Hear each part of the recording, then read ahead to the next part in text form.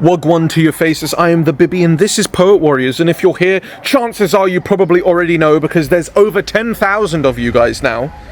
Coming up on 11,000, which is pretty wild. I won't lie. You guys are clearly lost in your lives coming to Poet Warriors because why would you be here? Because we're sexy and we're knowledgeable and that's why. And you believe in the Poet Warrior mission. Which is more than most, so I like you. Today we're continuing our Voice Actors 101 series. Going to be getting into the more technical side. If you guys haven't seen the last video, I talked about how to get started as a voice actor, what's kind of softwares you would need, getting into the mic and the pop filter, which we're going to get into now a little bit more, and you know, the real skills involved, why you should practice these skills, so on and so forth. We also talked about where to audition, how to edit your stuff. This is going to be a big series, so strap in. Today we're going to be talking specifically about the beginner skills, I suppose, that you need to know about how to manipulate your voice as a voice actor. So, getting into the mic, this is like the bog standard #1 thing you need to do is know how to manipulate your mic. We're going to talk about how to manipulate your mic and your voice in this snack, right? So, first and foremost, you've gone out, you've bought your mic. As recommended, most mics come with pop filters. If they don't, I recommend getting a pop filter. That's going to help with your P's and your T's, because you're going to want to be close to your mic, so you don't want those overexposed, over-enhanced, right? Going over just off the top of my head, a couple of good mics, which I know some people were interested in from the last snack. You can get a Blue Yeti. You can get Rode podcast mics. Any for fine mic is very good. These you can. There are in those brands. There are entry level. There are more expensive $300-400 more professional levels of those mics. Do your research and then EQ them. I personally have a Razer Siren V3 Chroma. I'm a big Razer fanboy, so that's mainly why. At least as I'm starting my voice acting journey, I do have experience, but I'm starting it professionally. That is fine for my needs. Eventually, I will probably start getting into more mics. We'll do a full snack on mics that have full aux ports, and I would have like an audio interface for my computer. Don't worry about yourselves with that right now. We're talking about beginner level. I would get probably Rode, Blue Yeti for fine. Those three brands are definitely where you want to go. USB mics or audio input mics, that's fine. Start with a budget sub $200 mics, right? And you can always build from there. You don't want to overinvest at the start if it's not going to go anywhere. Take it from there, right? Secondly, the pop filter, right? So you want to place the pop filter a good few inches away from the mic, and then you want to bring your face right up to that mic, right? So, which comes into EQing, right? Each mic is set up a little bit differently.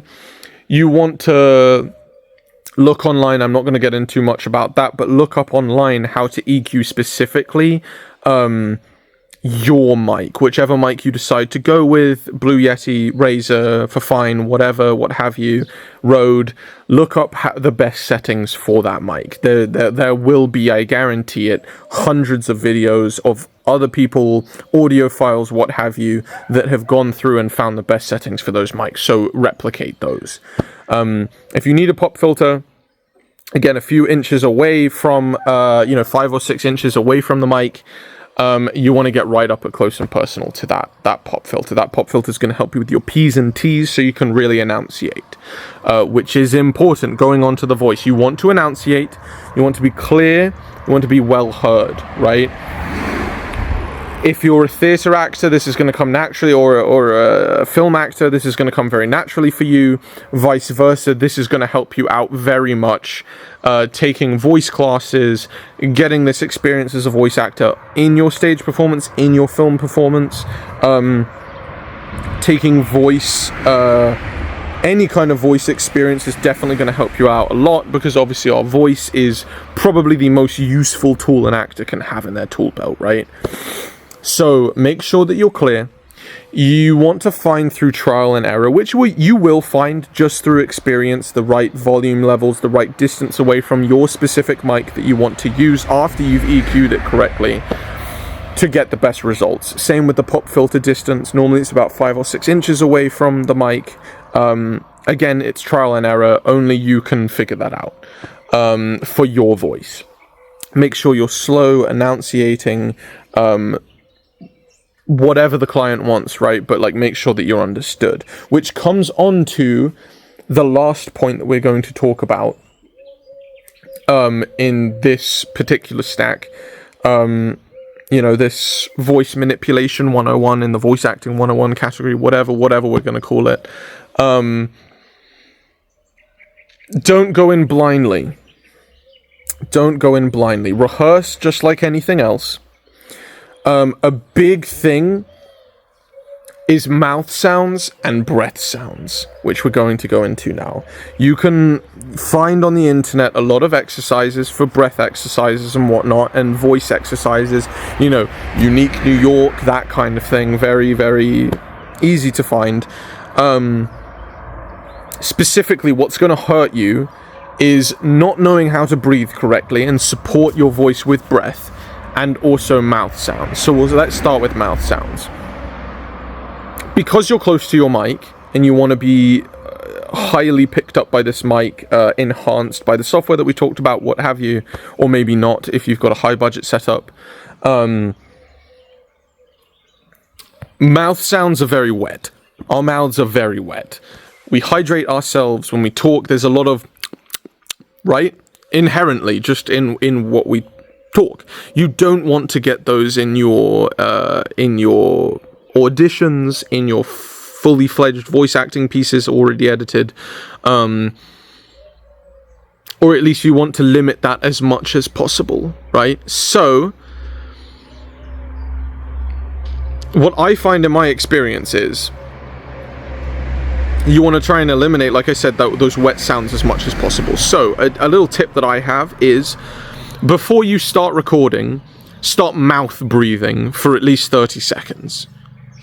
This will dry your mouth out a little bit, just to get rid of some excess moisture and eliminate those, you know, kind of sounds, smacking sounds when you're voicing a part. Secondly, in my experience, the most sound that you will get, the most mouth sound you will get, is when you're starting a piece. Don't start the piece with your mouth closed. When you're on Audacity or whatever software you like, press record with your mouth open, right? So take a breather, mouth breathe, like I said, right? Like, eliminate some of that moisture in your mouth. If you have a dry mouth, whatever. When you press record, have that mouth open. So you can kind of go like this, right? So if I press record, okay, so this is how we're going to start recording, right? As opposed to, okay, this is how we're going to start recording. I don't know if my mic picked that up, right? But that smack at the start, that's normally the most defined mouth sound in any voice actor's recording, is that first instance. So mouth breathe for the first 30 seconds, and start with your mouth open, I recommend. Secondly is breath. You want to find a pace that you are comfortable achieving without constantly having to, okay, and then this happened, and then this happened, and then this happened, right? Because of how close you are and the manipulation of your voice, those breaths are going to come out. And when you enhance them, which you do want to do at the start until you can invest that budget into your equipment, you do want to enhance your voice. There's a lot of barks going on in the distance. Listen to that. Most of the time that this is captured is because people, actors, voice actors, don't know how to breathe properly, right? It's all very up here. You need to learn how to breathe from your diaphragm and how to support and push up audio from your diaphragm. Support your voice from your diaphragm, right? There's a difference to breathing here and breathing here, right? And you can put a book on your stomach, lie on your back, put a book in your stomach, and just practice moving the book up and down, right? Having that breath supported down below in your diaphragm. Like I said, I'm not going to get too much into that, but there are a lot of, if you guys want, leave me a comment, we'll get into it. There's a lot of voice exercises, a lot of diaphragm breathing exercises. You want to support your breath from your diaphragm, not from here. And when you do that, your breathing is quieter and less frequent.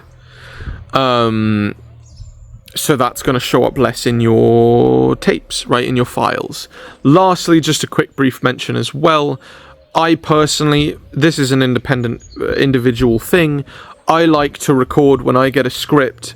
You know, typically when you're dealing with individuals, it's going to be 3,000 to 5,000 words.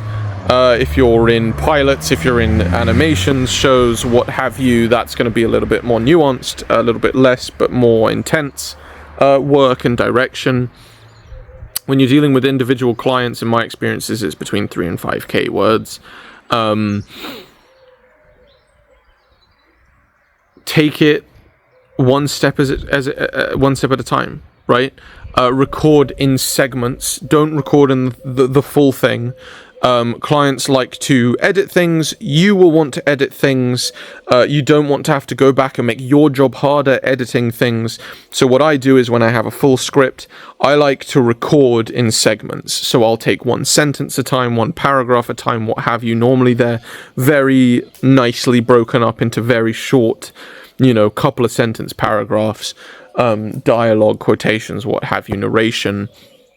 So I like to record in little segments. So I start, say it, stop. Start, say it, stop. If I mess up, I can just go back and delete that one thing. If the client wants me to go back and edit a specific thing, I can do that easily, rather than having to go back and re-record a huge chunk or spend a long time editing what I did do.